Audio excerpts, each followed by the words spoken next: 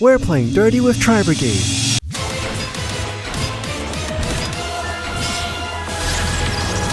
But here's the thing, Tri-Brigade is nowhere near the meta, but they still have a chance. So here's how I made them climb higher than they ever did. Starting with dirty support. This is where everything changes for Tri-Brigade. Alright, so it's probably been quite a while since you saw Tri-Brigade make an appearance, right? And no, Tri-Brigade Mercurier doesn't count. That burb is practically a branded card. I'm talking about the actual Tri-Brigades. You know, the ones that like to link summon a lot and chain link a lot? Although Tri-Brigade on their own has been severely power crept, I spent the last 3 weeks pretty much trying everything I can do to fix that. So I started to think, how do I actually bring Tri-Brigade up to par against the meta? And after a bunch of digging, I learned that there are a few ways that Tri-Brigade can do so. Some popular options are mixing them with Yummy or even Zodiac, but something about these builds didn't really sit right with me. Now I'm sure there's nothing wrong with building Tri-Brigade Zodiac or Tri-Brigade Yummy. They're probably really powerful. But something I really wanted to do was make use of all the awesome link monsters that Tri-Brigade has access to. Plus their recent support really focuses on those link monsters.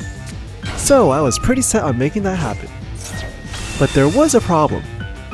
Playing all the Tri-Brigade link monsters meant extra deck space was gonna be tight.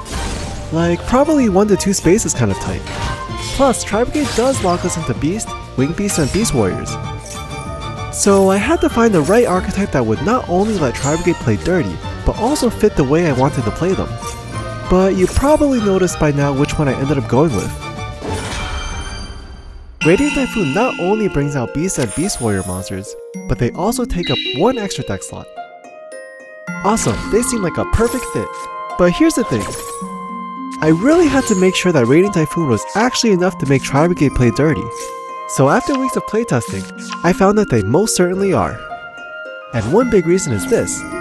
Something that Tri-Brigade always suffered from was their limited interruptions. I mean, yeah, it's nice to banish a card here or there with Shiraig, but it's really not enough. Like, what if I need to stop an on-activation effect, or stop an on-summon effect? Tri-Brigade can't really help us there, but Radiant Typhoon surely can. With Radiant Typhoon Mandate and the many ways to get Mystical Space Typhoon, we can finally negate cards while playing Tri-Brigade. Plus we also get to recycle all the quick play spells that we run. And we run a lot, but despite Radiant Typhoon being an awesome fit, there's something else that I really had to make sure of. Because this is a dual archetype build, what if I open with only one of the archetypes? Will the deck become bricky? This was actually something I spent a ton of time on, and I'm happy to say that the build can still play very well. But it's also thanks to Tri-Brigade's most recent support. Even if we open with only Radiant Typhoon cards, we can still go into the new Tri-Brigade Arms Mouser. She's honestly the best piece of support Tri-Brigade ever got. Just bringing her out lets us full combo. Honestly though, with the amount of starters that are in the deck, opening with both archetypes is pretty common.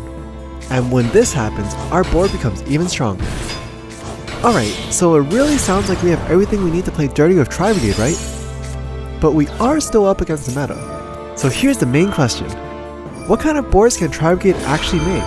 Can they still play on their Droll or the Molcharmies?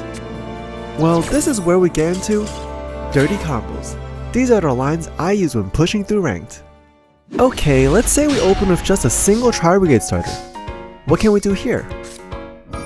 What's cool is that we can use Fire Formation Tenki to actually grab a starter from either archetype. With Fractal, we can start dumping Tri-Brigades into our grave. Our goal is to start filling up our grave with materials, you know, since Tri-Brigade needs them.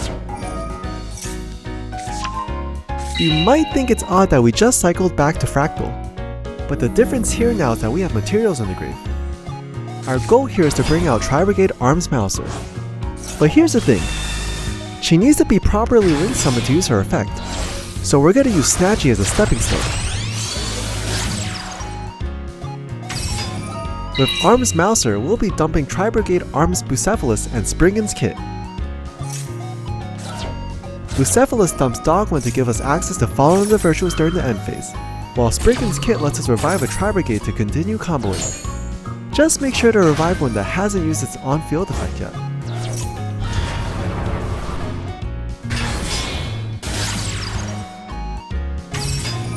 With Shiraig in the grave, we can now search for DD Crow as a neat little hand trap.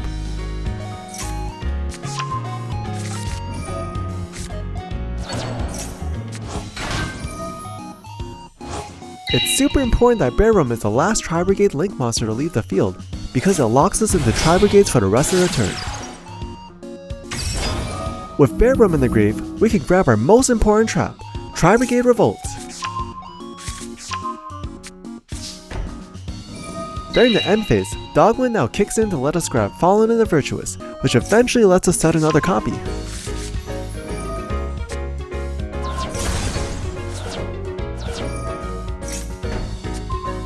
Alright, so now let's look at our board. We have 1 bounce of Double Dragon Lords, 1 pop with Fallen and the Virtuous, 1 graveyard banish with DD Crow, and 1 field banish and 1 book with Revolt. That's a total of 5 interruptions with just 1 Tri-Brigade starter in our opening hand. On to the next combo. Alright, let's say that this time we open with just a single Radiant Typhoon starter. What can we do now? Like before, we'll use Fire Formation Tenki, but this time to grab Radiant Typhoon Swen to mimic opening with just a Radiant Typhoon starter. With Radiant Typhoon Swen and Eldon, we normally would go into Eidolon if we also open with any Tri-Brigade monster. But because we didn't, we'll go into Tri-Brigade Arms Mouser instead. Like before, Bucephalus will dump Dogwind to give us access to Fallen and the Virtuous during the end phase, while Nerval will get us Tri-Brigade Fractal, our best starter. Now here's where things change compared to our previous combo. Because we already have some materials in the grave, we can actually start with Fractal's on-field effect. Fractal will now start dumping the rest of the Tri-Brigades, like Kit and Spriggan's Kit.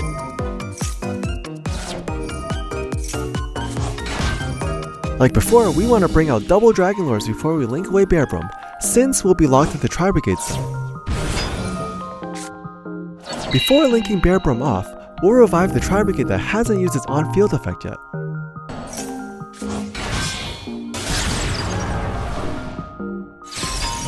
And like before, Bearbrum grabs us our best trap, Tri-Brigade Revolt.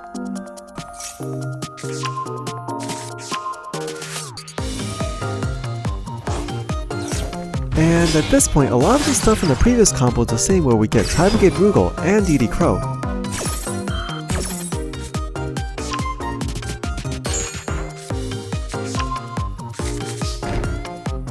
Dogwind now kicks in to let us grab Fallen and the Virtuous, which eventually lets us set another copy.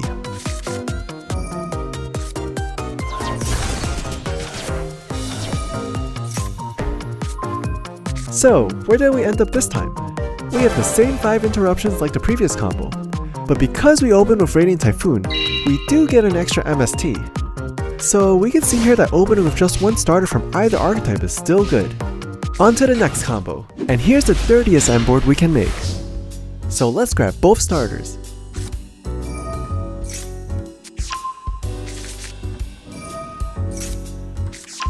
Because we have starters from both archetypes, Radiant Typhoon Swen or Eldon can go into Eidolon to access Mandate.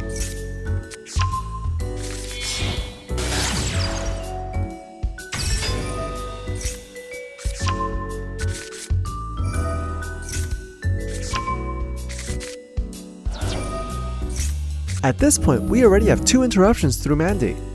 But now it's time for our Tri-Brigade line. It's practically very similar to the first combo that we did when we only opened with a Tri-Brigade starter.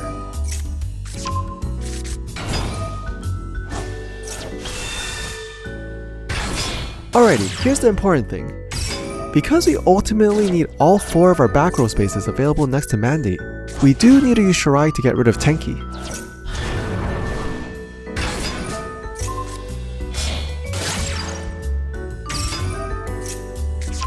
And like before, we want to bring out double Dragon Lords before Bearbrum's lock kicks in.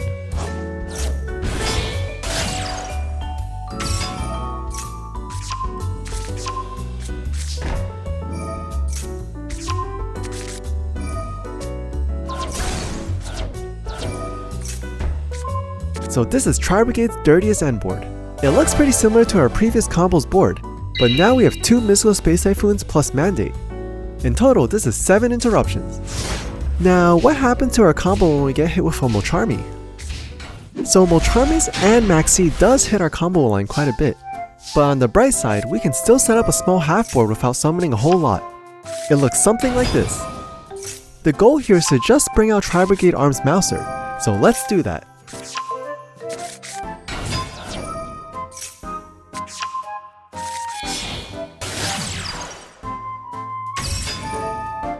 Since we don't want to summon anymore, we'll have Arms Mouser dump Bearbrum and Arms Bucephalus to grab us Revolt and fall into the Virtuous.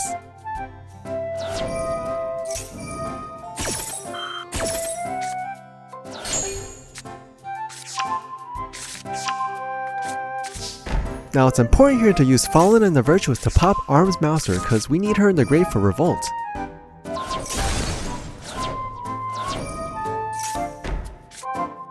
So, where do we end up now? We have one back row removal with MST, one pop with Fallen the Virtuous, and one banish and one book with Revolt. This would give our opponent one draw if we were under Fulos, or two if we were under Max C. But honestly, that's not too bad with just a one card starter. But now, how about Droll? Alright, so honestly, Droll and Lockbird does hit our combo line the hardest. Say we get hit with Droll right here because we just searched. Now normally, we'd be able to search a lot more with Radiant Typhoon quick play spells during the draw phase, but I'm simulating the worst possible scenario.